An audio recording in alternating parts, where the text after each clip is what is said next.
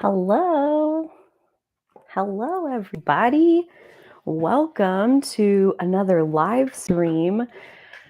So grateful that you're here. I'm so grateful that I am here. I needed this today, and I needed this topic. Um, yeah, it's very, very funny to me that this live stream on fear has evoked a little bit of my own fear around things like fear of not doing as good of a job when I actually show up here as when before, and I'm learning and I'm so passionate and it's all so good, such good information and such good connections and takeaways. And what if I can't convey it when I get here? Like, what if I can't like relay how amazing everything that I've learned this week has been? And it's been really, really fun as a lead-in to this live stream to have to soothe a bit of my own fear. And so I love that, of course, like everything is right on time. And this topic came about as a way of kind of bridging us into Scorpio season. Scorpio is known for kind of plumbing the depths of like, what do you got in your unconscious? And typically, stuff that's in the unconscious is stuff that we're afraid to look at. So, there's a good chance that some fears could be rising at this time.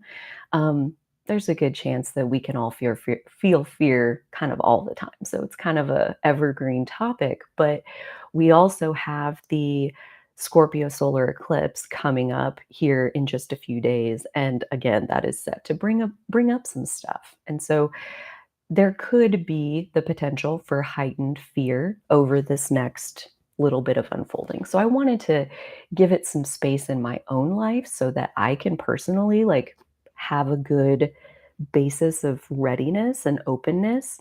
Good morning.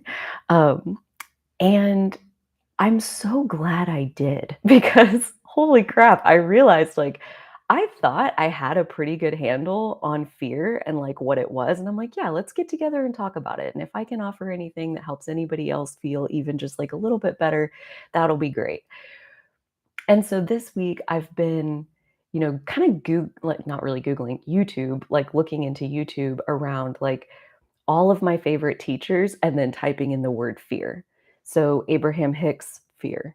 Matt Kahn, fear. Elizabeth Gilbert, fear. Dr. K, fear.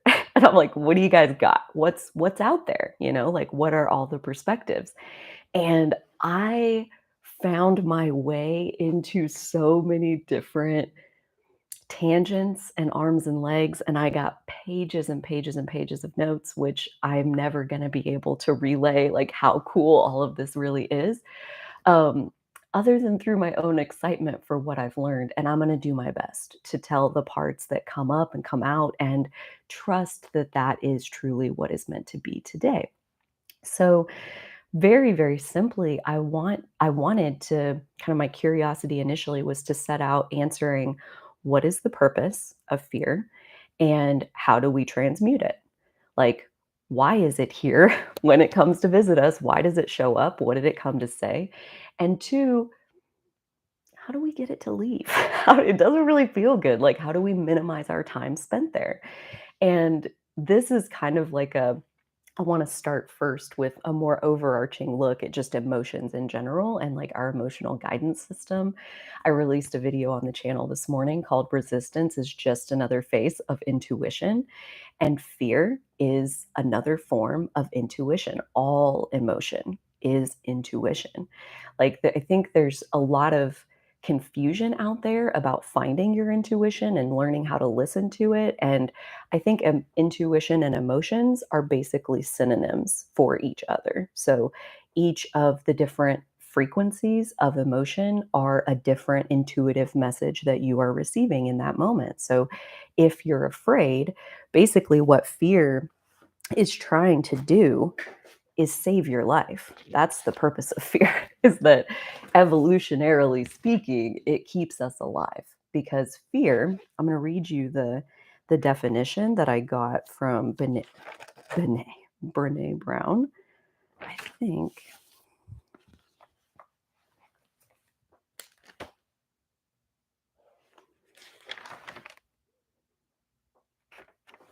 Oh, there we are. Thank you for bearing with me. So, this is Brene Brown's definition that she put together in her book, Atlas of the Heart. And fear falls in chapter one, where she actually goes through all of the different emotions that we experience when things are uncertain or too much. So, when life is uncertain, or when the circumstances around you are too much, there are a cluster of emotions that you are likely to go into, and fear is one of them. So, to kind of boil it down, fear is one of the responses that you can have to uncertainty. But more specifically, fear is a negative, short lasting, high alert emotion in response to a perceived threat, and like anxiety, it can be measured as either a state or a trait. Fear is a negative, short lasting, high alert emotion in response to a perceived threat. And like anxiety, it can be measured as either a state or a trait. So real quick, I'll break down state and trait, which I think is kind of self-explanatory, but trait is when you experience it sometimes. Like if you have like a big meeting and you're really afraid going into it or really high anxiety like right before the meeting, that's a trait. It's like something that happens in response to certain events. If it's a state, it's something that or sorry, I have these backwards. Self-explanatory my ass. So they're backwards. So if it's a trait, it's something that you carry. And if it's a state, it's something that you enter into temporarily. There you go. Got that figured out. So state and trait. And fear. So that means like fear is either something you're going to feel all the time, like as kind of an underlying part of your personality, or it's something that you enter into in response to the perceived threat. And the perceived threat is uncertainty. The perceived threat is also the potential risk of pain. Um, like fear is basically adrenaline based. Like when you are being chased by a lion who wants to eat you and your body starts running away, you didn't decide to do that. Your body just responded. And that's the purpose of fear. So I think like I wanted to spend just a little bit of time, like, kind of separating what fear is and, like, what fear is not, because those other possible emotions that you can enter into when things are uncertain or too much, the other emotions in that chapter correction, the other emotions and experiences in that chapter are stress, overwhelm, anxiety, worry, avoidance, excitement, dread, fear, and vulnerability. And so before she ever talks about fear, she describes what all of these other emotions are. And I would bet most of the time that we feel afraid, we actually feel one of these other emotions. So that's why I wanted to go through it. Fear is working with your adrenaline system. Like, is your adrenaline pumping? Are you running away from something that wants to eat your ass? Then yeah, probably you're afraid. The difference, like the main difference that she broke it down with is like fear is a threat in the now, like a threat that is about to cause you pain in your right now moment or could potentially cause you pain. If the thing that you're afraid of is in the future, like if it's not in your right now moment with you, then you're not actually afraid and you're more likely in anxiety or dread. And anxiety and dread are very close together and basically differ in how likely is the outcome that you think like you're worried about. So like if it's maybe possible, maybe not possible, that's more anxiety. If you're pretty sure it's going to go down like that, then you're dreading it because you know that this is what I'm walking into and you don't want to. So these are all the different things that you could be feeling maybe instead of fear. Fear indicates that we are picking up on danger in the now that is imminent. It is a rapid fire physiological response that induces fight, flight, freeze, or fawn.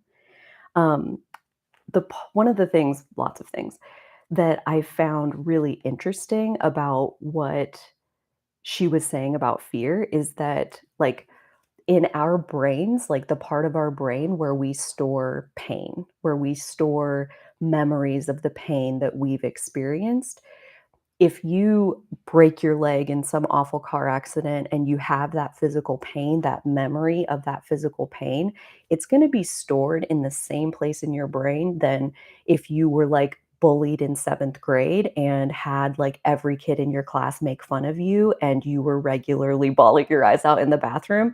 Like, social rejection creates a pain that is basically the same as physical pain as far as our brain is concerned. So, one of the greatest fears that exists for humans, like through Brené's research, they looked at lots of different, lists of what makes people afraid. I wonder if you can guess what it is. When I was telling Maddie this, she was able to guess what it is. Um, it's fear of social rejection. And I that is because social pain and physical pain are experienced in the same part of the brain, and that potential exposure to either type of pain drives fear. And so if you're worried about pain in the future, that's anxiety, potentially dread. And if there is pain about to happen to you in your right now moment, then fear is more likely to kick in and get you to respond and hopefully save your life. The other piece that I want to bring in here, because, like I said, like there are different emotions and experiences that Brene Brown talks about in Atlas of the Heart. And so an emotion is something that like our body produces some kind of reaction and we can feel the reaction in our body. That's an emotion. An experience is not an emotion. An experience does not produce a reaction other than kicking off another emotion. So the example here is the difference between worry and anxiety.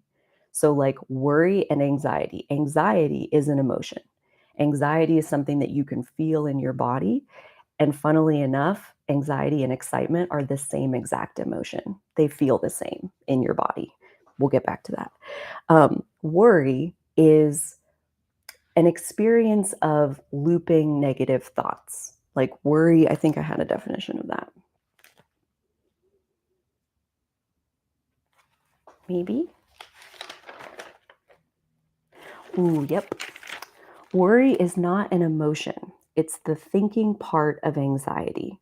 Worry is a chain of negative thoughts about things that might happen in the future.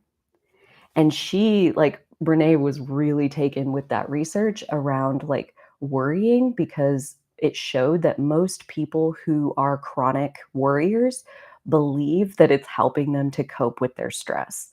And it's not. It's giving their body something to react to. That's another piece of emotion in general, kind of going back to that big overarching concept of emotions. The way that our body feels is a response to what we are thinking in our mind. So it's like you think that I'm worrying because I'm anxious, and you're not. You're anxious because you're worrying. So that's where if you can distract yourself, if you can get off the subject of what you're worrying about, then the anxiety will begin to subside. The bodily reaction to the thought will begin to change as the thought changes. That's where I love Abraham Hicks because she doesn't go into like all the little caveats of emotion and getting so specific, but absolutely she's saying pay attention to what you're thinking about and how it's making you feel. And if you feel shitty, then think about something different. And her proponent is to ignore everything that makes you feel bad. If it makes you feel bad, don't think about it. And that's all I practiced for years and I got real happy. And so now to go back into like learning more about how the circuitry of emotion works, like I find it fascinating. Let's read that definition of worry again. Worry is not an emotion, it's the thinking part of anxiety. Worry is a chain of negative thoughts about things that might happen in the future. This quote, like, really, really jumped out to me. This is still from Atlas of the Heart. And this is a quote by Dr. Harriet Lerner. It is not fear that stops you from doing the brave and true thing in your daily life. Rather, the problem is avoidance. You want to feel comfortable, so you avoid doing the thing that will evoke fear or the other difficult emotions. Avoidance will make you feel less vulnerable in the short run, but it will never make you feel less afraid. It is not fear that stops you from doing the brave and true thing in your daily life. Rather, the problem is avoidance. And this is where fear gets like right up against like maybe even the other side of the coin to vulnerability. Vulnerability is the emotion, so the physical body experience that we have when we experience times of uncertainty, risk, and emotional exposure. Uncertainty, risk, and emotional exposure. Like that friggin' sounds like life as a living creature on this planet. Like there is uncertainty, there is risk, and there is emotional exposure.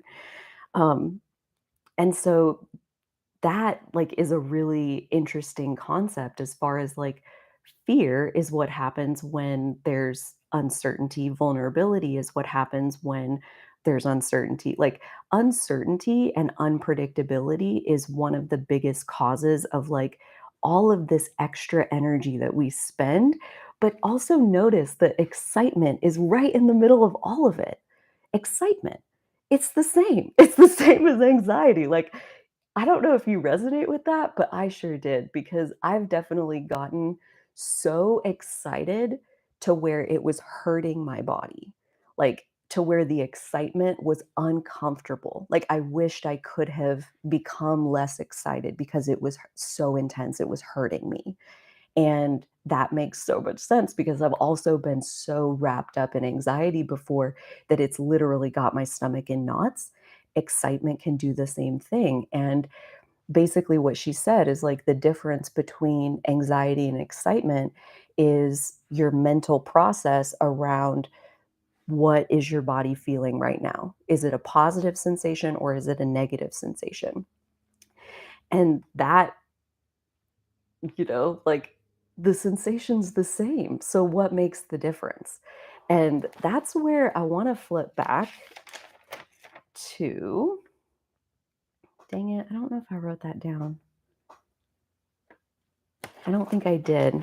But I want to talk through like these other ones, like stress, especially because stress is again the all the emotions are responses to thinking that happen inside of us. And so what stress is not a response to a particular situation. Like there are no stressful situations. There are only situations that feel beyond our capacity to handle them. And if we deem ourselves incapable of handling what it is that's in front of us, then we feel stress. And overwhelm is extreme stress to the point where you can't function. And all of that, all of that begins with basically what you think you're capable of. Like you are experiencing, let's say, okay, Okay, I had like an anxiety moment a few weeks ago, and it was like the first time I had ever tried to take an online course. So this is my first exposure to online learning, and the the experience of it was extremely stressful. And I experienced overwhelm during it many times. And one of the pieces of it was like this story that I have in my head around like I really don't like to read. Like I'm not much of like a reader to sit down and like use my eyeballs and like follow lines on a page. I really don't like to do it. And this course, there was so much reading. And that was very stressful to me, and it wasn't because I don't know how to read. It wasn't because I don't have the time. It was because I don't like this, so I don't think it's gonna be fun. Like, I don't like to read, so this isn't gonna be fun, and now I have to do all of this, and, like, there's a conflict inside of the narrative that I have around the activity and what I want and what I'm capable of and what's easy for me, what flows fun for me, and what's being expected of me. And if there's a gap between there, that's where stress comes in. So, like, you can literally visualize it as like the farther the gap is, like, here's what's expected, and all the way over here is what you think you're capable of. Then that's where stress is becoming extreme stress and possibly tipping into overwhelm. And the characteristic of overwhelm is that you shut down. Like you cannot function. It's not possible. Brene tells in the book about her like waitressing experience and how they had like two different sayings for when they were like really stressed out on their shift. There was in the weeds and blown. And in the weeds happened basically to everybody on every shift. And it meant there's more to do in this moment than I physically am capable of. And if you're in the weeds, you go and you announce to the kitchen, like, hey, I'm in the weeds. And people step up, what do you need? And you say, hey, can you retea these 3 tables? Can you take breads to those 4 tables? Can you give this guy his check? And you start telling them what it is. So, like, that's how you can know the difference between stressed and overwhelmed is like if you're just stressed, if you're just in the weeds, then you still have a capacity to like think about what needs to be done. And maybe it's a really tense moment, but you can still figure out what needs to happen. You can tell the people how to help you and you can get yourself out of the weeds. And she's like, that's just something that you learn how to manage when you are regularly in a high stress environment. And I definitely resonate with that.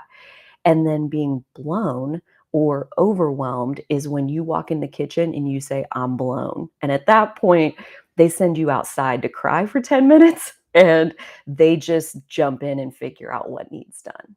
Like at that point, when you've lost your capacity to even try to figure it out, like the only thing you know is that I don't know. You're blown, you're overwhelmed. And the only way to pull out of overwhelm is non-doing time, like going outside and crying, or go drive around in your car and sing at the top of your lungs, or turn on some rager music and have a dance party. Non-doing time where there's no agenda, there's no outcome that you're trying to create. You need time to just be. And in the being, in the non-expectation, the dust settles and you come back out of overwhelm. Maybe then you step back into a stressful situation, but we as humans, we can manage stress. That's part of our system as far as like our adrenals and the cortisol and like the stress hormones that get released. Like we have a way of coping with stress. We don't expect to be stress free, but when you've gotten to the point of overwhelm, like you can't help anybody and you can't help yourself and you kind of just need to go away and collapse. And I feel like I've gotten to that point a few times, like at moments where like literally brings back a lot of emotion because it's like the moment when you need to be at your best and then you're collapsed and you're crying outside and you can't do anything to help anybody. And that freaking sucks. And it's really interesting now, though, to understand how overwhelm is extreme stress and stress is a separation between what you think is being expected of you in this moment and what you think you're capable of. So, like, the whole thing, all the way to blown, starts in our brain, starts in our thinking, starts in our assessment of like what is even happening here.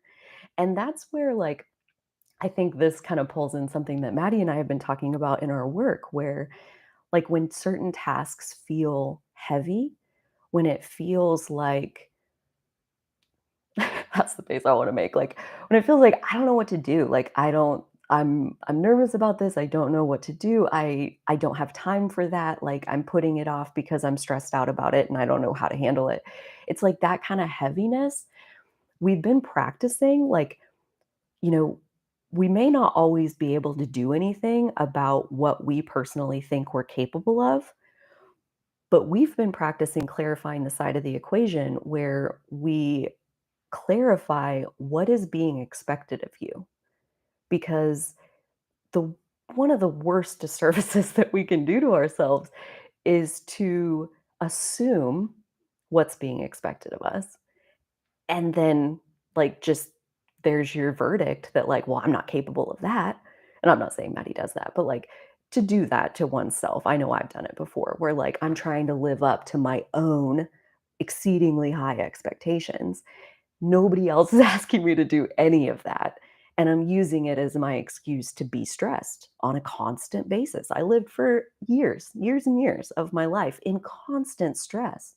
And it sucked. It was like hand in hand with chronic depression. Like it just isn't fun to live like that. And so to understand that those are the two components of stress is like, what do you think you're capable of and what do you think is being expected of you? And if you can move expectations over here to match what you're capable of, the heaviness goes away and the stress goes away. And now I'll just do what I'm capable of and that's okay. Yeah. And when that's okay, then there is no more stress. So that's something to understand as far as stress and overwhelm and the differences. Anxiety, worry, and dread, those three kind of went together as far as like those are related to future. So anxiety is specifically like scared of something that could happen in the future. And again, comes back to that like uncertainty piece where there is no guarantee. But that again is coming back to the definition of vulnerability, where the very thing about vulnerability is what we feel in times of uncertainty, risk, and emotional exposure. And a lot of us, I think, I know I definitely have fallen into this where I avoid the thing that is feels risky, like I think about like relationships that I've ended in the past or like quitting my job or having to deliver news that it's just not fun and putting that off as long as you possibly can um, because you don't know how the other person's going to respond. You don't know what's going to happen. What if they say something and I'm not prepared to answer that? Like, there's all kinds of uncertainty and emotional exposure when it comes to living in this world. And basically, her point, and I bring it back around to vulnerability because basically what she says is that that's the heart of courage. And so when we talk about fear and anxiety and worry and all of these things, that courage is basically the willingness to lean into, excuse me, courage is the willingness to lean into uncertainty, risk, and emotional exposure. So, courage and vulnerability, they go hand in hand. Like Brene says, like one of the biggest myths of vulnerability is that it makes you look weak. And she says it's actually the truest measure of courage that we have is the people who are willing to take emotional risk, those are the people with the greatest amount of courage and the least amount of stagnant fear in their system. And so that's one of the other pieces that I wanted to touch on was like, what what do you do with fear or stress or anxiety like when it's present, like understanding what it is one piece, and I think it does help to like have some language around these things and have some understanding of the mechanisms of like what triggers each of these different experiences. But at the same time, like when I am like buzzing with anxiety or fear, like what do I actually do about that? Like what do I need to engage in so that that state can pass or I can transmute it or I can flow that energy? Like what do I need to do? And so for that, I am going to talk out of some notes from Matt Kahn's session called Releasing Fear, that's part of his Angel Academy 14. So, this Angel Academy 14, it's the first time I've ever participated in his Angel Academy. And basically, he is like helping us to transform the vibrational scale by revisiting and basically redefining or giving his perspective on like all of the lowest ends of the vibrational scale. And so the releasing fear episode is like one of my favorites. I've watched it 3 times this week. And I love it so much as far as like, again, all of the different little tangents that I went looking for information about fear. And what I actually found feels like the pot of gold at the end of the rainbow that like you weren't even looking for. And so, yeah, I'm very excited to get to tie these things together. So, Matt Kahn says, this is like just a switch gears in a slightly different perspective. And his is definitely more on like, how do you get rid of it? Which he doesn't really want you to get rid of it. He wants you to understand it. But yes, like, how do you transform it? What needs to happen? So Matt Kahn says fear's evolutionary function is to deconstruct any degree of inner perfectionism.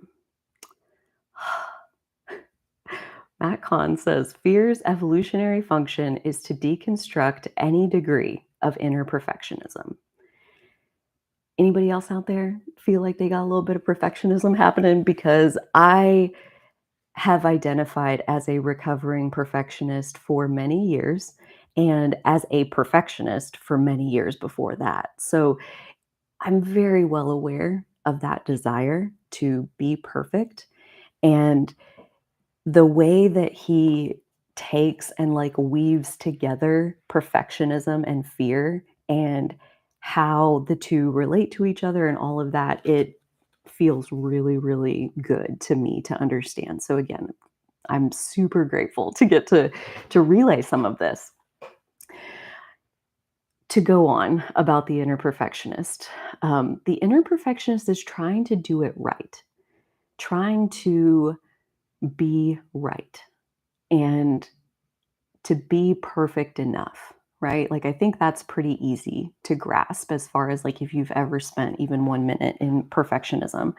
The inner perfectionist is trying to do it right. And basically, perfectionism is a means of avoidance. It's the part of us that avoids any potential for pain, fear, inconvenience, loss, or displacement. And again, that's life. Inconvenience, pain, fear, loss, displacement, change is the only thing that's guaranteed when we get here. And so the inner perfectionist is trying to avoid change slash life. So that makes sense. So basically, he breaks it down into like the more you identify as having stagnant fear kind of in your system, like if you think you're kind of stuck in a place of fear, or if fear is the more dominant end of what's vibrating in your system as opposed to love, um, the more afraid you are, basically, the more perfectionistic you are. And how he describes that, like, he's always so good, Matt Kahn, so good at like empathizing with where we are and how we got here. Okay. So, like, perfectionism is not something that we're born with, it's a coping mechanism, it's a survival instinct that comes from social rejection. It comes from sharing who you are with people who handled it really poorly, and they gave you a reaction that taught you to keep your shit to yourself, that you're too much, or you sing off key, or whatever the case is, whatever they told you, they let you know that what you shared just now wasn't good enough. And you internalize that and you become your own police officer so that the only things that you share are the things that are good enough. And so the more afraid we are, the more perfectionistic we are. Those two things go hand in hand. And this is a direct quote from Matt Kahn. In the name of staying validated, we learn to be on everyone's good side. We learn to be all things to all people.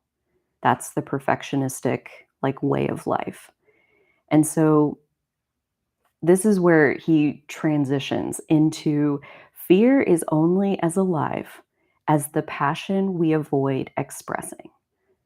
And so this is again where we can like take a step back from what even is fear and understand the mechanics of how did that energy get there in the first place. Fear is fermented passion, is what he called it. Makes so much sense. When you have an urge to express who you are at an authentic level, and then your inner perfectionist pushes it back in, that passion, that self expression, which is basically all passion is, that passion got put back in and it wasn't allowed to express and it fermented, got rotten, and now it's in there and we call it fear. And so the only way to kind of dispel fear out of your system, out of your grid, to come back more into love is to begin expressing, to begin reawakening your inner artist. And I love how he defines what an artist is. Like, I don't know how you guys would define it, but I adopted his version immediately. He says, if you're in a body, then you're an artist. So all of us are artists.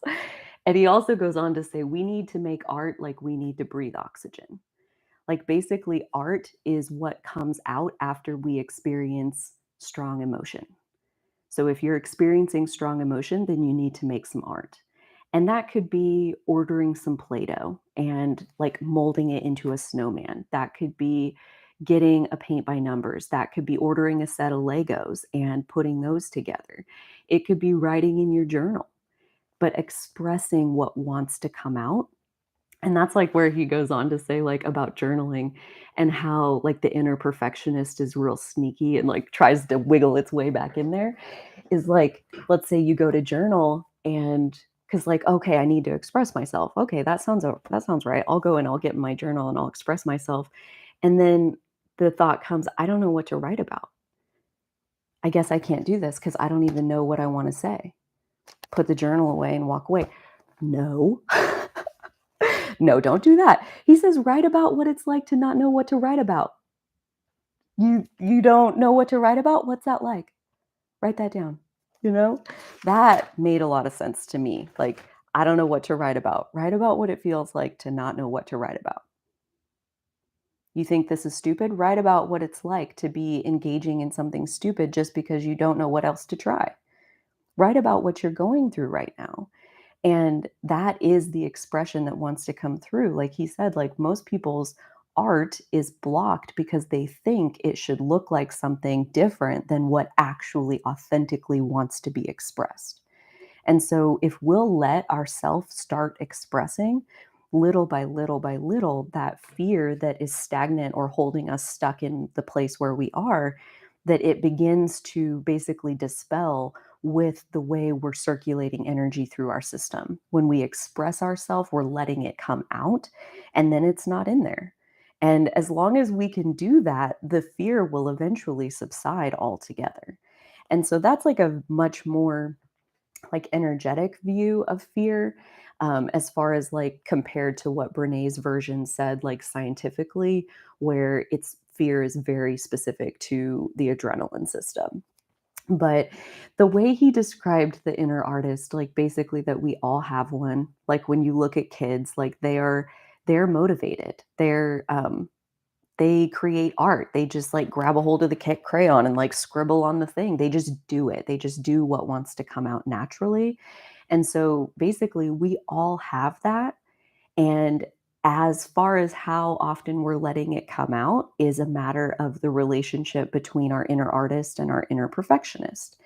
And none of it is right or wrong. It's mostly to help us be aware of what's really going on here. And so much of fear in this case, like the inner perfectionist viewpoint of fear feels like it's related to our expectations. Like, what do you expect yourself to do? What do you expect yourself to be capable of? And then, as far as like, do you think it's possible for you to get to live up to that? And all of that process is so analytical, it's so mind based. Like, that's basically what he says, as far as like the inner perfectionist is like the masculine energy, essentially, like trying to over control the situation. So probably more like the shadow of masculine energy.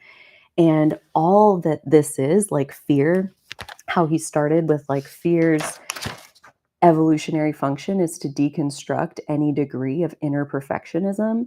So like why? Because the inner artist wants to come back and have equal power, which is to say, the divine feminine wants to come back and have equal power with the divine masculine. And I love pulling in the feminine side because Scorpio is a water sign, and that's traditionally considered feminine energy. So I do think it's possible that we could see our feminine rise up within us a lot over the next like month or two. And the way we treat our feminine, like that's the inner perfectionist. And that relationship can be tenuous. It can get better over time. It can get worse over time. It kind of just depends on what information are we factoring into our equation. Um, and so he gives a few ideas of like how to stimulate your inner artist, how to like flow your passion so that you can start like loosening up your energy field and moving forward again. And I love this too because, I think a lot of people think that if I'm going to make art, it has to be something that's like going to be shown in a museum one day. And the way he describes it, like your passion, first and foremost, is expressed through the words that you say or don't say. And that's where he started the whole session was like a contemplation around if you knew that you couldn't fail, if you knew that you could never get it wrong, if you knew that nothing you ever said would ever hurt another person, how would that change what you're choosing to say, what you're choosing for your life on a daily basis? If you knew you could only win and never lose, how would you live differently?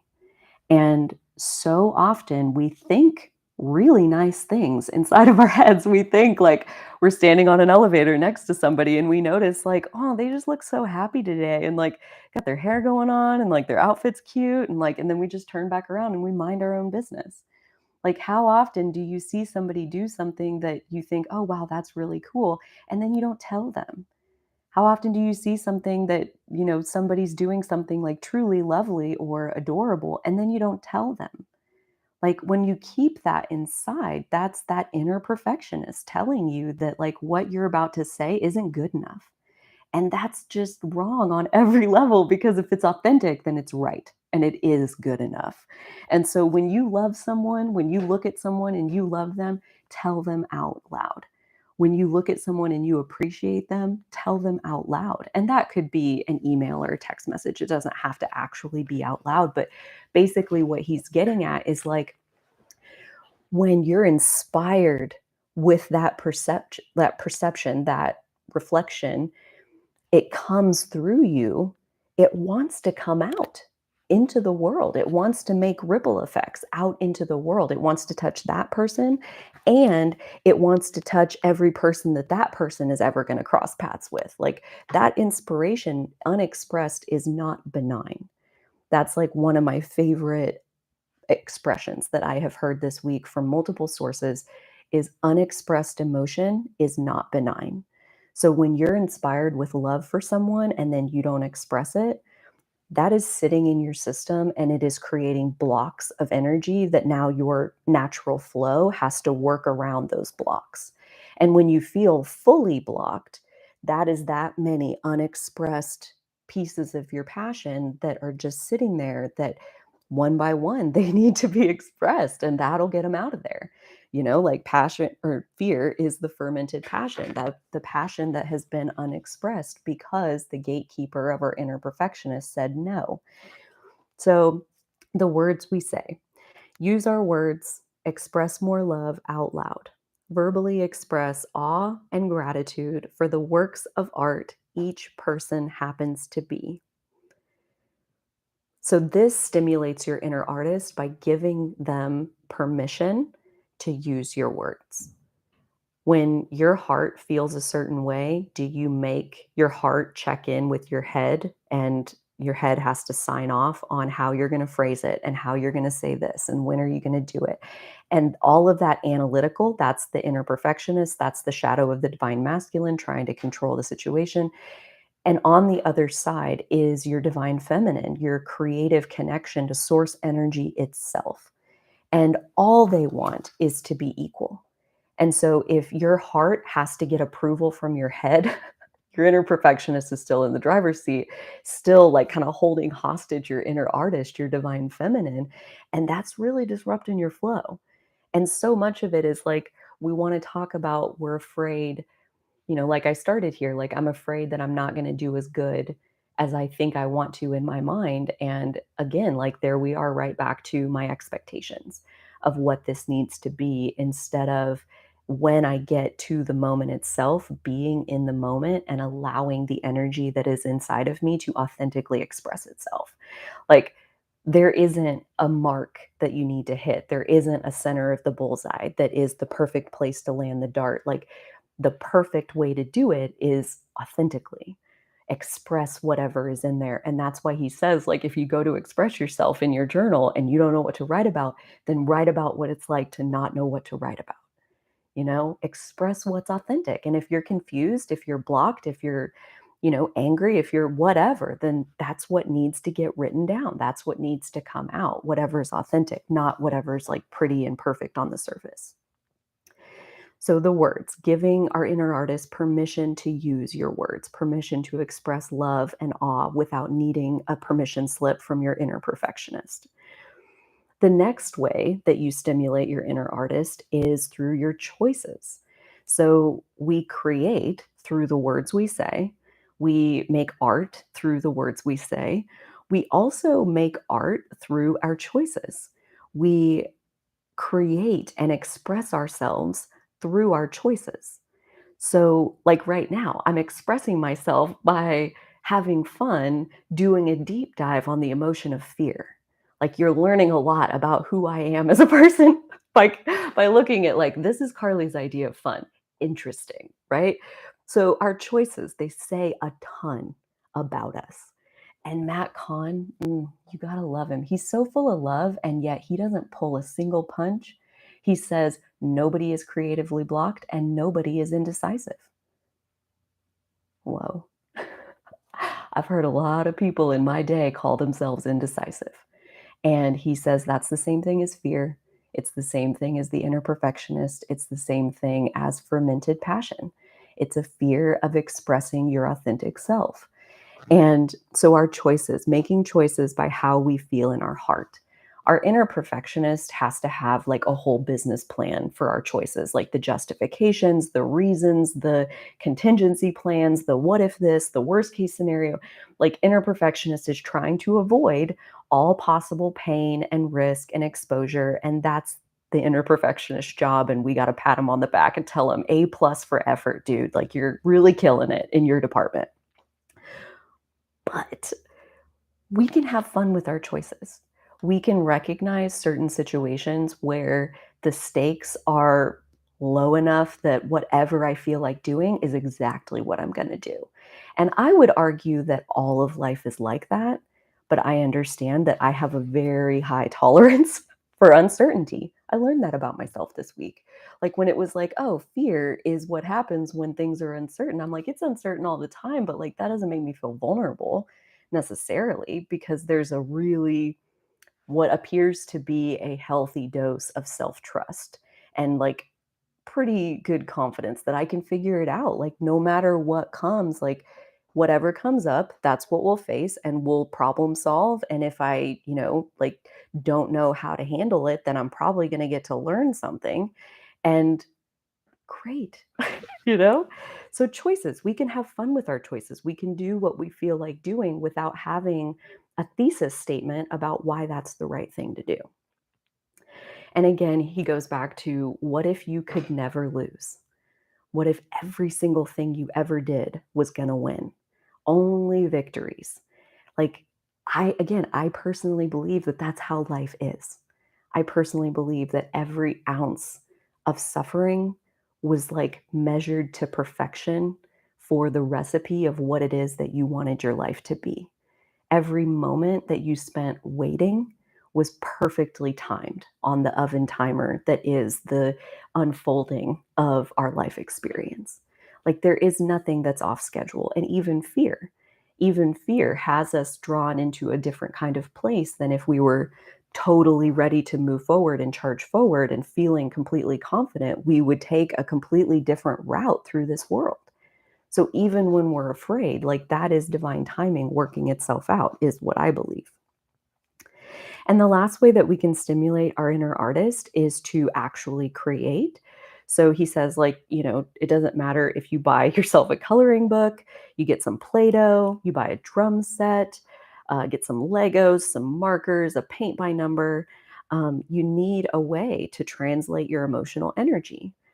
art is what comes out after we feel emotions. So if you're feeling emotions, then you probably need to make some art.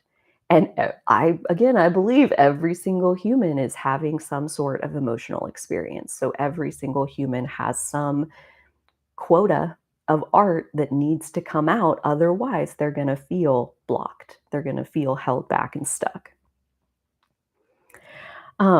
He also says like creating is a really, he didn't use these words, but what it translated to in me was creating is a really solid form of psychic hygiene. So like if you want to clear your grid, your energetic grid, spending some time in free flow creation is a great way to do that. And so any kind of blank slate, again, if you just like buy some Play-Doh, if you get an Etch-a-Sketch, if you like literally just open your journal and start sketching. And he's like, if you feel like I can't do it because what if it's not good enough, then draw a picture of what that feels like. And then on it, write, this isn't good enough. And like, that's your work of art. Like you're expressing yourself. It doesn't have to be anything. There is not an exact outcome that you're trying to hit. You're trying to move what's inside to the outside. And so that's like, you know, maybe easier said than done if you're not in the habit of it, but I think it's often more approachable than we believe it is, especially if we are in the current right now mode of feeling stuck or telling that story that we are stuck or have been stuck. Um, yeah, it can be easy to feel like I don't know how to start. I don't know where to begin. Then write what it's like to not know where to begin. Draw a picture of before the starting line. I'm before the game and I don't know where I am and I don't know how to get to the game. What does that feel like? Paint it on a canvas. Like where you are. That's exactly what you're meant to express. And how he says like if you take your deepest pain and you turn it into some kind of expression and you put it out into the world, and even one other person feels seen and understood and little less alone, we just found the purpose of art. That's why we're called to do it. That's why we can't not make art. We need to make art like we need to breathe oxygen. And we need to express ourselves like we need to breathe oxygen because we help other people to feel less alone. I think about like, I think about all of these teachers that have given me the pieces of my spiritual journey, like Abraham Hicks, Esther back in the 80s. They randomly find their way to some person who teaches them how to meditate. And they meditate for like 8 months. And then she figures out that there's a stream of energy coming through her that's communicating through her that she is not the origin of, she is the translator of and the vessel of that where this energy is flowing through. And they eventually name that energy Abraham. And for a long time, Jerry, Esther's husband, was the only audience for Abraham. Like he would wake her up in the middle of the night. It's like sit her up in bed, be like, I have a question for Abraham. Go get Abraham. And she would do the thing where she would basically go to some kind of trance state, like a meditative state, clear mind, and the energy would start flowing through. And Jerry would ask questions, and Esther would allow Abraham to answer them. And Esther made Jerry promise on his life that he will never tell anybody about this weirdness that is happening to Esther. And he promised. He made that promise. She made him promise over and over, don't tell anybody. Oh, I won't. I promise. What did he do? He told. He told somebody. He's like, "You gotta see this. You gotta see Abraham." And so she gets Abraham out for the first person who's not Jerry because Jerry broke his promise and he told. And that led to the next person, and that led to the next person, and that led to her doing phone consultations with people where she was dealing one-on-one. And now she's still like I think she's like in her 70s, like she's still traveling around and doing conferences for hundreds of people at a time because she's no longer afraid of looking weird. She wants people to feel seen and heard and to find some sense of feeling like they're capable of navigating this crazy world that we live in. Um, yeah, like I think about what if Jerry had kept his promise? What if Esther had never shared? What if Abraham Hicks like wasn't a thing? What if Brene Brown decided her fear of public speaking like it wasn't worth it to do the TED Talk that like launched her career and made her like this global public figure? What if she decided I'll just write books? Like I think about like my life would be so freaking different. Makes me want to cry with like really powerful gratitude at all of the people who were able to do the thing where they expressed what was authentically inside of them and how much it has impacted my life. Like, Abraham Hicks taught me about the universe. Like, it was my whole introduction to my spiritual journey or my soul.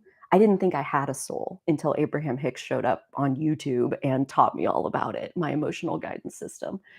Like, I think about Liz Gilbert and, like, if she didn't do book tours or if she had given up on writing because it took her 6 years to ever even get published, like, all of the ways that these people expressed themselves through the fear, like that feeling of vulnerability where I don't know what's going to happen.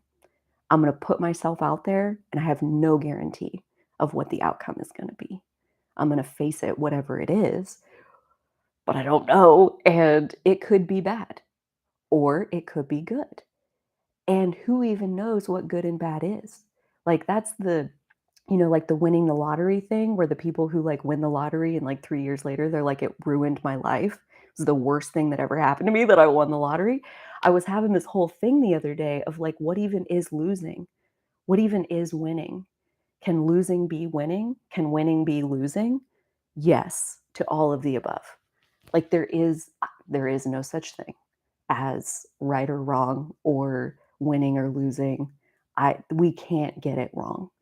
I was thinking this morning about like, and this felt like kind of a new level of acceptance that I've never been to this like relaxed of a state of acceptance before. But like realizing that basically my inner being that is an extension of source energy. So like the part of me that is a divine extension of all that is, that part of me, my higher self, my inner being, whatever, which is also basically source energy, kind of all the same thing, that part of me is like a baker. And that part of me is like baking my life like macaroons. Have you ever made macaroons? I haven't, but I've heard. And I actually like found somebody talking about like why it's so hard to make macaroons. You got to hear this. Okay, so macaroons are one of the hardest, most precise recipes to make because you have to measure the ingredients by weight such that the intended ratio is maintained. Too much or too little of one type of ingredient can screw up the proportions. You also need to mix it to specifications. If it's too thin, the cookie shells spread too much. If it's too thick, they end up having peaks. And the temperature and duration of baking is also very specific. They can easily be burned or undercooked. They're easily the most finicky baking projects I've ever done. And basically, what came to me, this analogy of the macaroons and my inner being slash source energy, like baking my life, it's like there is, there are, and this was the visualization that came to me. There are these divine hands that are taking different ingredients and measuring them to precise exactitude and adding them to my life at precise times.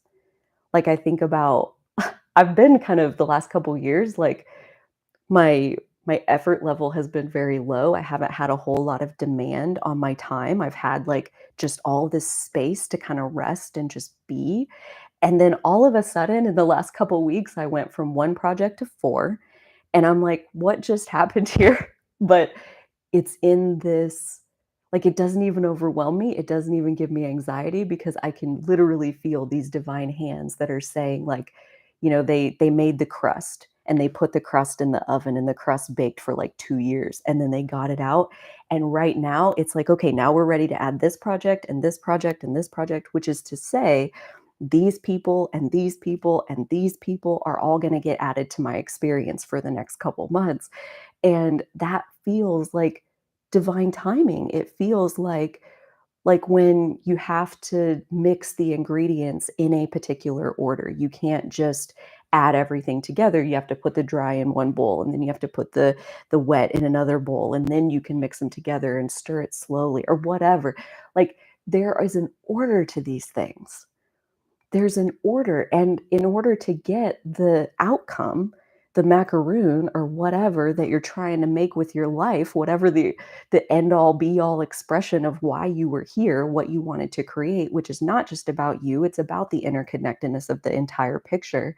So, like, your impact on the entire picture is already known in the divine side of things and that source energy side of things that exists outside of time.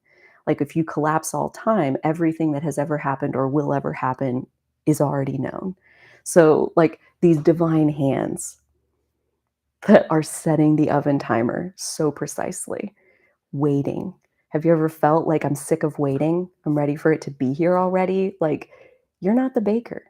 The divine is the baker. Source energy, your inner being, your higher self is the baker. And sometimes we get to start like smelling what we're baking. Like that's a good analogy as far as like I feel like these last couple months, I've felt more energy coming, but I didn't know what it was going to be. Like I felt like I feel really rested. I feel like I have a lot of energy going through me right now. I have a lot to give, but like there's no extra stuff going on in my life. So it was mostly just like more practice at grounding really intense energy. And now my heightened energy is like a perfect match with like 3 new projects on my plate all in a week. It's like, "Oh, okay, cool. Let's do that. That's nice." But yeah, so there's there's a time and a way, a process and a technique and an amount. And like with the amounts, I like the weighing them so that the proportions are the same, so that the ratio is the same. It's like every ounce of suffering is in proportion with everything else that that was going to generate. Every time you dip back into fear or into anxiety or into anything else that doesn't feel good, that's because the proportions need to be evened out so that the overall macaroon isn't too runny or whatever. Like there's a reason, there's such precision in exactly the way our lives unfold. And that to me feels like the biggest, like, sigh of relief that I've found in a long time, and I don't even know if it has to do with fear, kind of. It kinda does feel like the antidote? I can never remember the difference between those. Jesus, I'm gonna, like, get it tattooed on my arm. Um, Anecdotal is the story. So antidote is the opposite. Okay, so the antidote to perfectionism is this this recognizing that like one, you're not even doing it. you're just along for the ride. You're just the status of the current combination of ingredients. And you think about like cookies that are all mixed together like in the mixing bowl, but they haven't been like split out onto the tray. They haven't gone in the oven yet like, in the bowl, like, technically all the stuff is there, but the process isn't over yet. Like, you still gotta do this part where you separate it, you still gotta do this part where you bake it, and that has a transformation, so that takes some time. So, like, just because all the ingredients are gathered or even mixed together doesn't mean that it's actually time to move on into where you're trying to go. So, I think, like, the perfectionism piece, like, that wanting to control what's going on piece, yeah, it it just doesn't fit with, like, what's actually happening here. It makes me wanna conclude that fear is part of the illusion, fear is part of the hologram, fear is part of how we deconstruct, like he said, like, the evolutionary purpose of fear is to deconstruct that inner perfectionism, which is the only thing holding back your divine feminine, the only thing holding back you expressing and turning every ounce of emotion or pain that you've ever felt, turning it into something that will help the rest of the world, or at least one other person in the world. Like, it's an obstacle that's there to help us, to get around. Like, I think one of the other pieces that this is definitely where I wanted to end. So, coming back to vulnerability, remember, vulnerability is the emotion we experience during times of uncertainty, risk, and emotional exposure. So, the ability to embrace vulnerability emerged through Brene Brown's research as a prerequisite for all of her daring leadership behaviors. If we can't handle uncertainty, risk, and emotional exposure in a way that aligns with our values and furthers our organizational goals, we can't lead. So that's kind of a lot. The ability to embrace vulnerability emerged as a prerequisite for all for all daring leadership behaviors. If we can't handle uncertainty, risk, and emotional exposure in a way that aligns with our values and furthers our organizational goals, we can't lead. Which is also to say that leading is embracing uncertainty, risk, and emotional exposure in a way that aligns with our values and furthers our organizational goals. So we can all do it. We can all lead. So that's good news. But I especially loved the chunk about in a way that aligns with our values. So, like, we can handle exposing ourselves to uncertainty, risk, and emotional exposure because what's on the other side is valuable. We want that thing that's on the other side. And so if it means we're going to feel a little bit vulnerable, we'll push through it because what's on the other side is valuable and we need that. So that's something that, like, once again, kind of comes back to having a well constructed value system helps us to cope with negative emotion. It also helps us to decide, like, what is truly worth it and what's not. Like, if something is making you feel anxious, or any kind of negative emotion, really, like, do you even need that thing?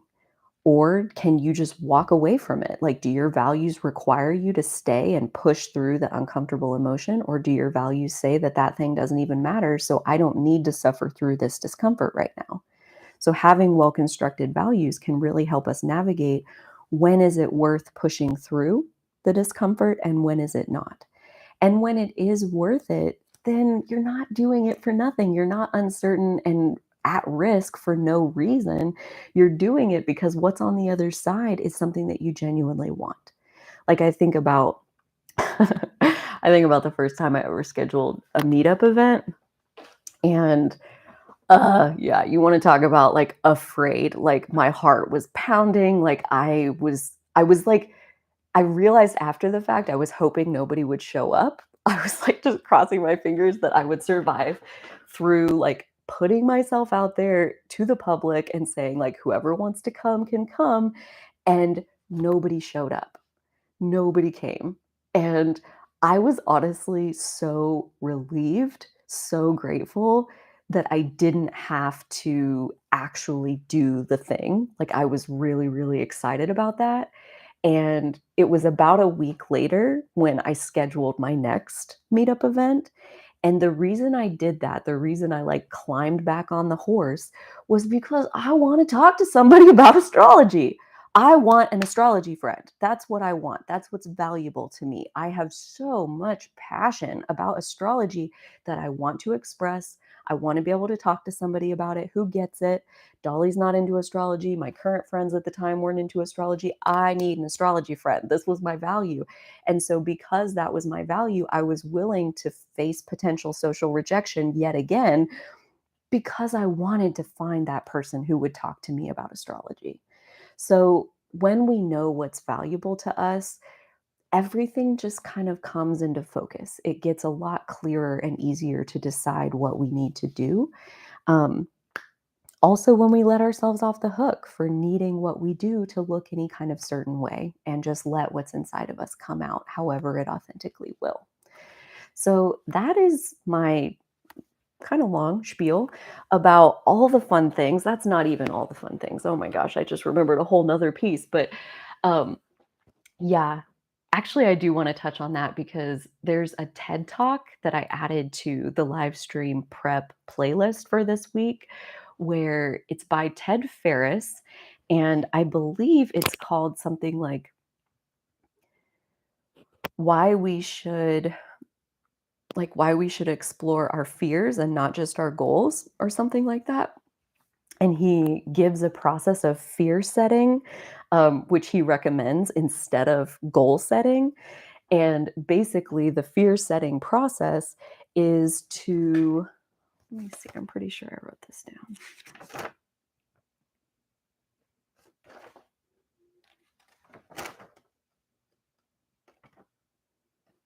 Did I write it down? Oh, yep, I sure did. Okay.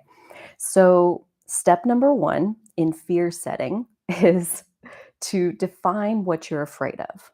And he says, list at least 10 to 20 things of like, what are you afraid of?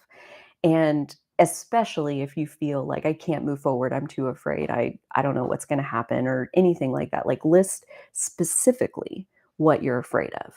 And then on page 2, take each of those fears that you listed on page 1 and think about what is within your control that you can choose to do that will make it less likely that this feared outcome is going to come to pass.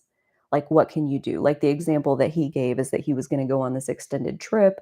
And one of the things he was afraid of was that, or I would say worried about, but like one of the things was that he'll get a letter from the IRS and it'll go to, his house and he's not there and they'll come and they'll audit his business and they'll like shut everything down or whatever. Like that's what he's afraid of happening if he takes this extended vacation.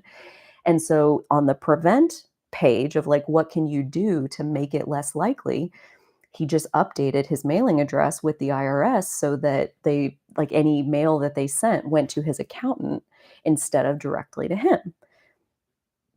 Cool. And then on page 3 is repair. So if the worst case happened, what could you do to make it better? What could you do to repair it?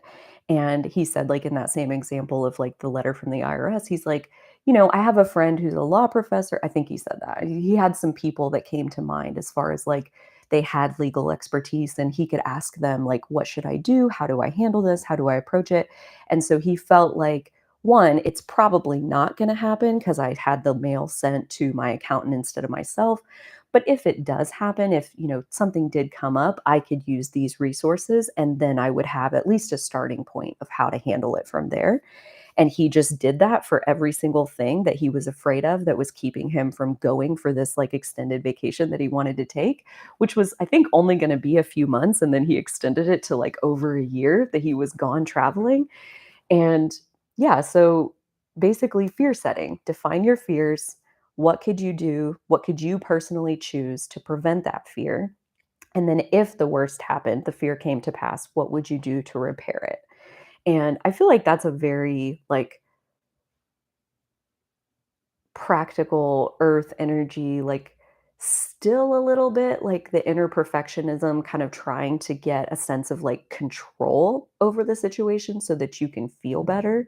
Um, but depending on where you're starting from, like I feel like this is a very valid method as far as like listing what you're afraid of, figuring out what can you do to make that less likely, and then what would you do if the worst did happen. And basically all of that philosophy, like he came up with that for himself out of studying Stoicism. And you may be familiar with Stoicism. I was not. I had heard the word before, and I know like being stoic means that you don't like express a whole lot of emotion. But I did not know that it is. Let me actually just like read you the definition because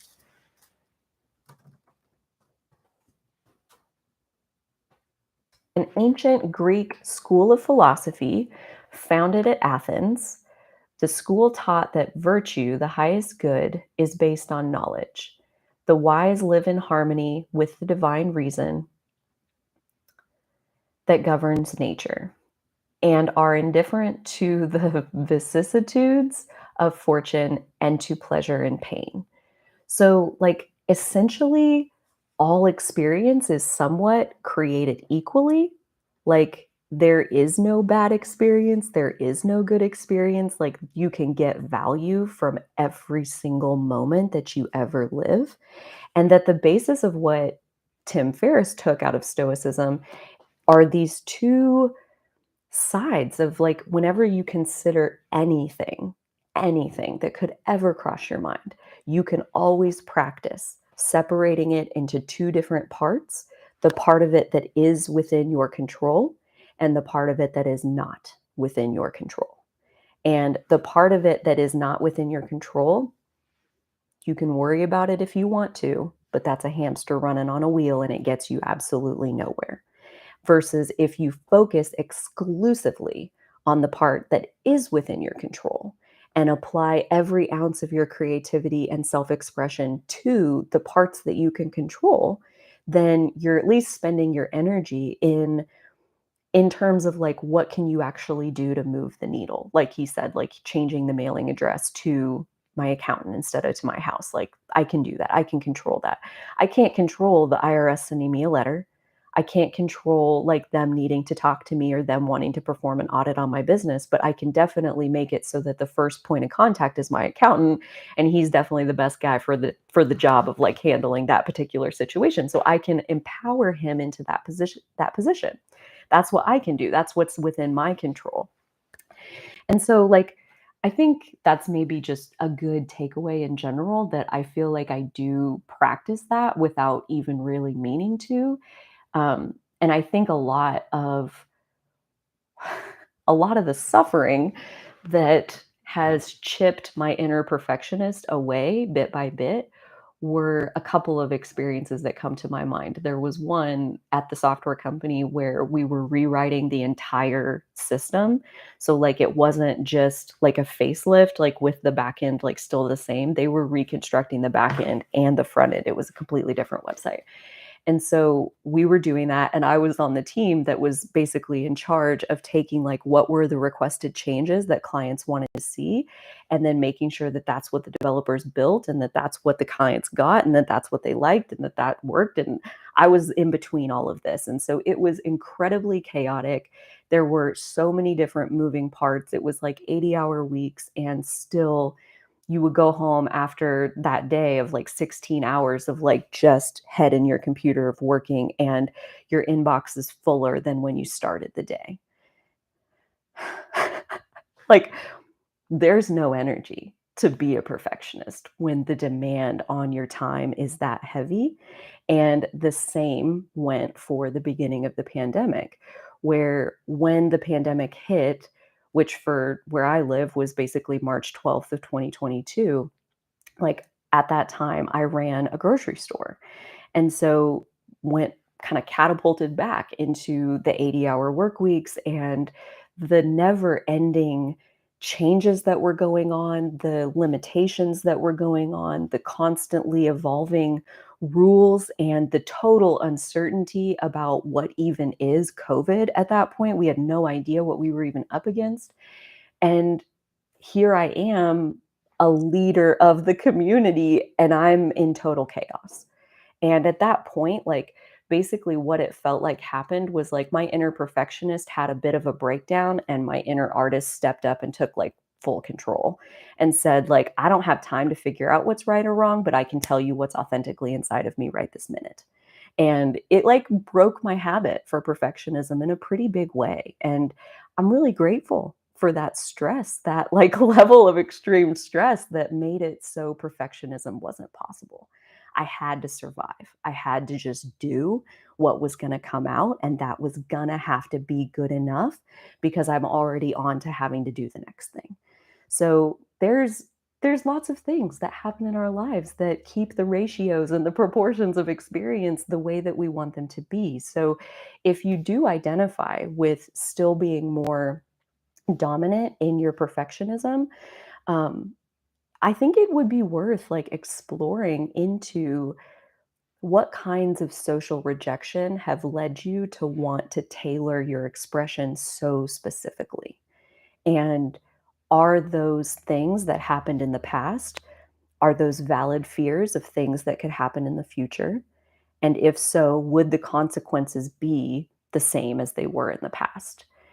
Like what is it going to cost you if you really did have to face that consequence of somebody saying, this video on fear, this is too much. I can't handle this. Like, okay, then don't watch, I guess. We're just having fun. Don't even worry about it. If it's not for you, it's not for you. But when I was little and they told me I was too much, I took it to mean I was bad.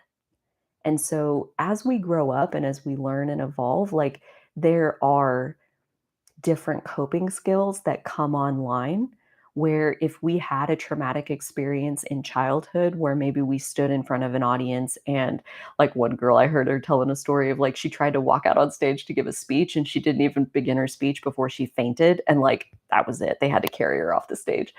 And I'm pretty sure she went on for like more public speaking because like as we grow and as we understand better what's going on, like the same situation can look very different if you have a slightly different perspective on it or on yourself. Like remember like the mechanism of stress or like what creates stress is what you think you're capable of and what you think is expected of you. So like what like, let's say when you were little, you faced this situation and it created stress, and then 10 years later, you face the same exact situation, and it doesn't create stress because now you know that you are capable of that thing. So, we're constantly evolving, and we can understand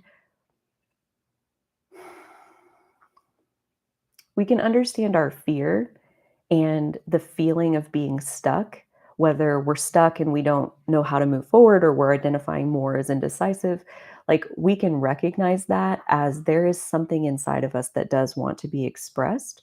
And at that point, I think finding some privacy and expressing. And even if it's, I know I need to express, but I have no idea what it actually is, write that down. And then write down what it's like to know that I do need to express, but I don't know how to find it. It's really kind of confusing. And so maybe like, well, I do know that in my body right now, I feel a weight on my shoulders. Ooh, that reminds me of, yeah, my dad, he always felt like he had the weight of the world on his shoulder. Like it'll unfold. It'll unfold. If you'll just start expressing whatever you possibly can, which is even to say, like, I don't know what to express, it'll start flowing. I do believe. Mm. See, and Zen is another one I've never studied before, along with Stoicism. I am not much of a spiritual philosopher. I'll be real honest. I have very little background in all of that. Ooh, interesting. How do you know if you're waiting on divine timing or if you're just stuck in your perfectionism? And my question back to you is why do you assume they're different? And what I mean by that is I personally think that being stuck in perfectionism is divine timing playing its part. That, like, every moment of waiting is on the oven timer that's baking your recipe to perfection.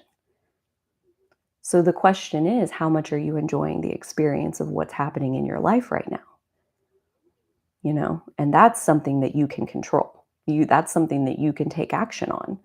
If, you're waiting, then seems like you need something to flow in the meantime, right? Like there can be other outlets. I think so often we think the end all be all is what we're waiting on, and I don't think it works like that.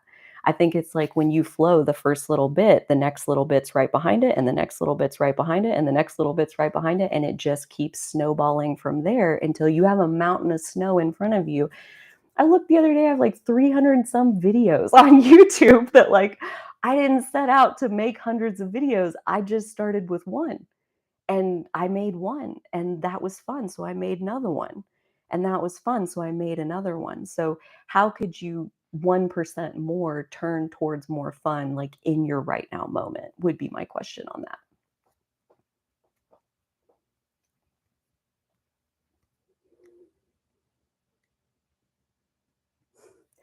Sixth house south node and I have a Virgo south node on top of that. And I agree. Like perfectionism is extremely natural.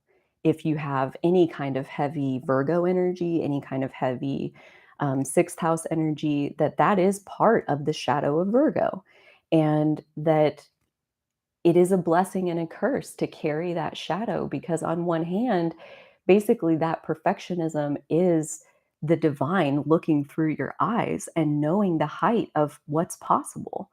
And at the same time, you are not the divine. You are, well, you are, but you're also in human form. You're in a human body, which means that it's not ever going to look like the perfect version and that you're going to have to unfold it like one increment at a time. You're never going to manifest like the perfect version that you can see in your head. All you can do is, well, okay, so my example that I used the other day was like when I built my grocery store, like that took me 10 months. And I knew when I first took on the project, like I'm not going to be able to create, almost a year's worth of work in one step. It's going to be a lot of steps. Like I'm not going to be able to do this overnight.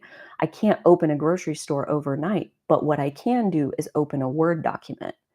I can take that one step. And then once I have my Word document opened, I can write business plan at the top of it.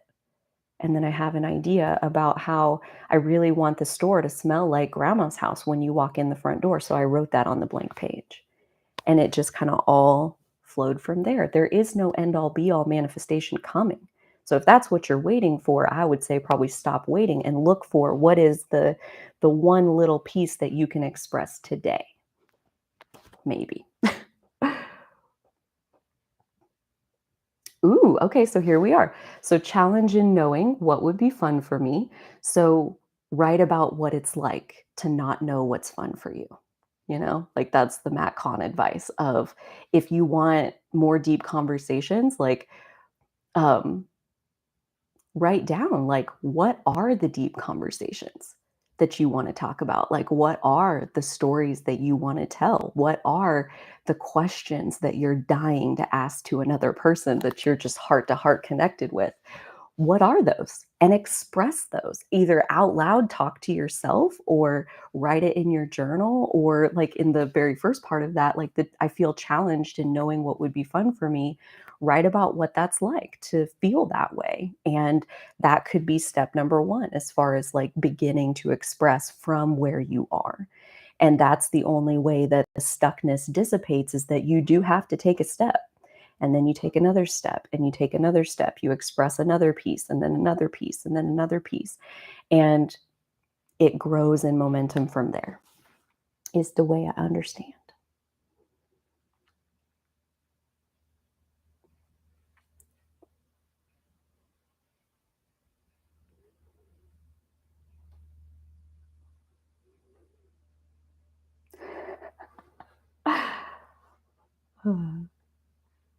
Irene says, I have thought vomit. It's the opposite of suppression.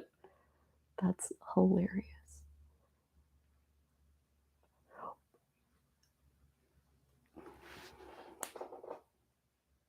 Like, it makes me wonder, like, has anybody ever told you that that's, like, too much? Like, is it wrong to have thought vomit? The word vomit has a bit of a negative connotation to it, like a positive connotation would look more like, "I'm a thought waterfall. I never stop talking. I get so much joy out of talking, like, you just couldn't pay me enough to shut up." Like, that's somebody who thinks it's an okay thing that I never stop talking, but, like, thought vomit definitely sounds a little bit like somebody taught you that the amount of thought or talking that you're doing is, like, not it's too much. It's, like, not okay.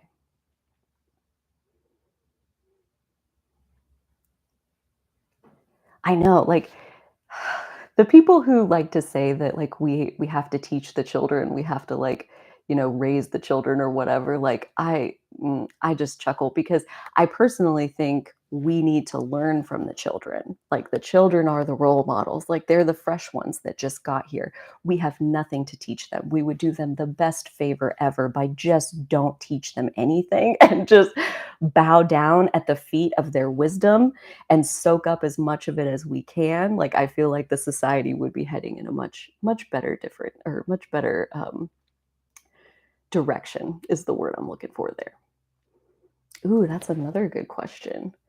Does growth require stress?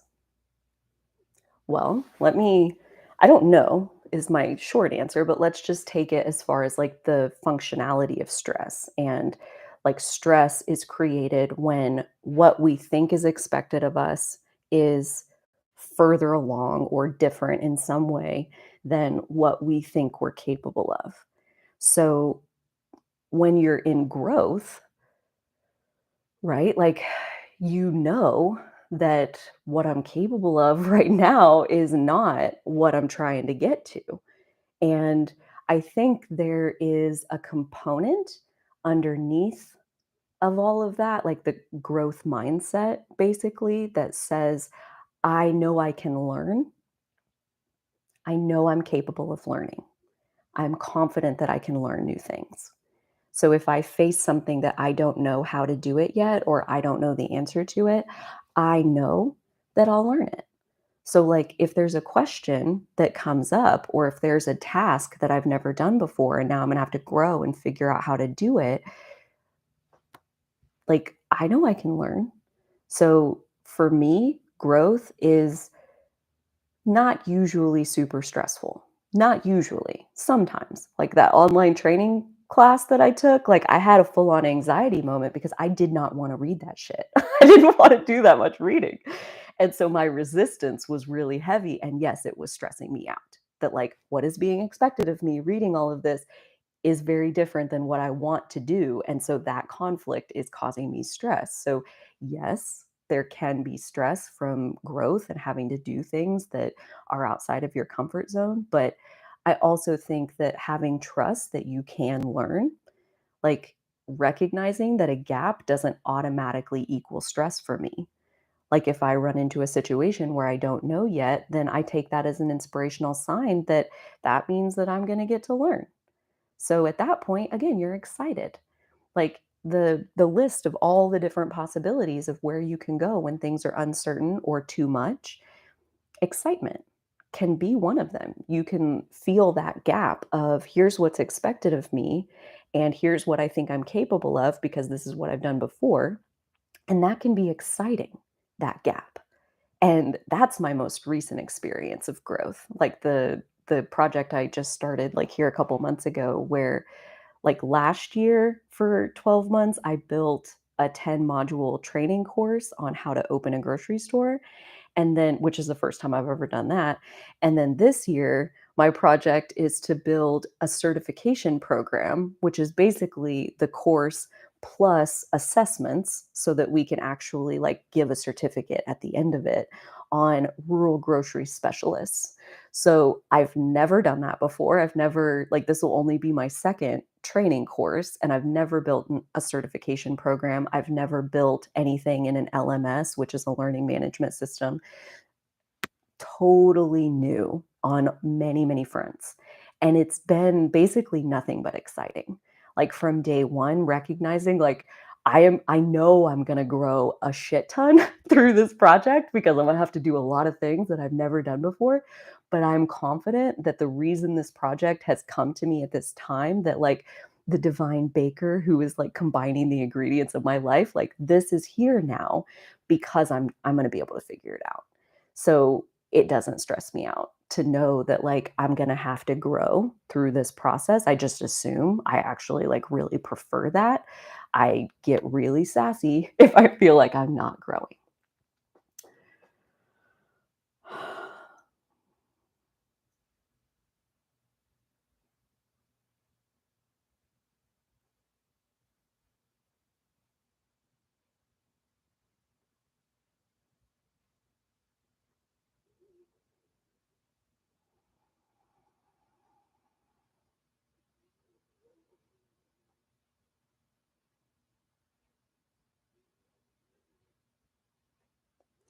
So this one is really interesting to me. It says free floating states of total panic without any objective reason, not fear of the future or anything in the present that could be identified. And this is where I would come back to anxiety and excitement. Like both of them feel like electricity in your body. Both of them feel mildly disturbing on like the somewhat quiet end up to like you're gonna explode on the intense end. And I can't say for sure, obviously, that that's what you're going through, but it really does come back to like so much of like the way we label our emotions are the way we perceive the way our body feels. And the way our body feels, like if we don't know how to soothe ourselves, if we don't know how to soothe our energy in that moment, we're more likely to label it negatively. If we feel overpowered by whatever the energy is, we're more likely to label it negatively, as opposed to like feeling the electricity coming through your body and being like, I have never felt more alive than this moment right now. Like, that's a completely different mindset and probably comes from, like, in my experience, when I feel full of energy, like free floating energy that doesn't seem to have a source, it doesn't matter how you picked it up. You got to do something with it. So at that point, it's psychic hygiene time. Do I go walk around bare feet outside in the grass? Do I drink some water? Do I turn my face up to the sun? Do I go drive in my car and scream and yell and sing as loud as I can? Like, what am I going to do to move this energy? And so I think like when you feel powerless to the energy, there's a better chance you're going to call it something negative, as opposed to when you feel capable of handling whatever the energy is that comes up, there's a better shot at not being quite so quick to, you know, basically blame the emotion as being a negative thing. Because remember, like they're all just messages. They're all just trying to get our attention and tell us something about what is authentically going on inside of us. Mm, yeah. Andrea says, I'm dealing with fear. I've been calling it overwhelm, fear of not being good enough, fear of not getting everything done. So I would again kind of call that stress. Like it sounds like I resonate a lot with the fear of not being good enough, especially, but I am gonna reframe it for myself as stress because not good enough implies the side of like, what do you think is being expected of you? What do you think is expected? And then what do you think are you capable of? And the not being good enough is the difference. And so there are two ways to level this gap. There are two ways to close it. And one of them is to reassess what you're capable of and possibly move that into a more growth mindset oriented kind of place of like, you know, no, I haven't ever made a certificate program before, but I'm pretty sure I could figure it out. I'm pretty sure that if I do get stuck, I'll have people around me that I could ask for help and I could, and so you can kind of walk your self-assessment towards what you actually need to do. The other way is obviously to look more closely at like who do you think you need to be? What is not good enough? What does that even mean? Like we can take stuff like that so easily for granted, I think, that like, oh, I'm afraid to fail. And it's like, what does failure even mean? Well, I'm afraid of it. Okay. But like what does failure mean? Like what does that actually mean? Like what is the picture inside of your brain? Like not good enough. Like what is the picture inside of your brain of who you should be and then who do you think you really are? And it's the gap between those two that's creating that sense of like, I don't know if I can do this. This is uncertain. I don't know if I can live up to that. I don't know if I can be that. And then we think like, well, I guess I won't even try because I don't think I can do that. Like that's where fear actually comes from. That's where fermented passion actually comes from is like that inner perfectionist thinking like I'm probably not good enough so I won't even try. It's like you got to take a step.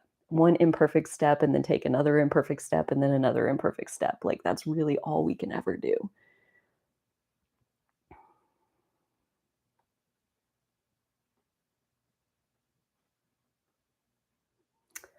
That is put me back to the top of the chat. And I think that's good. So this was so fun for me personally to like get to do the deep dive into like all of these different perspectives over the last week around fear and how much better I feel, which is just crazy. You again, you wouldn't think you're going to get that out of studying fear, but by golly, I found it very liberating.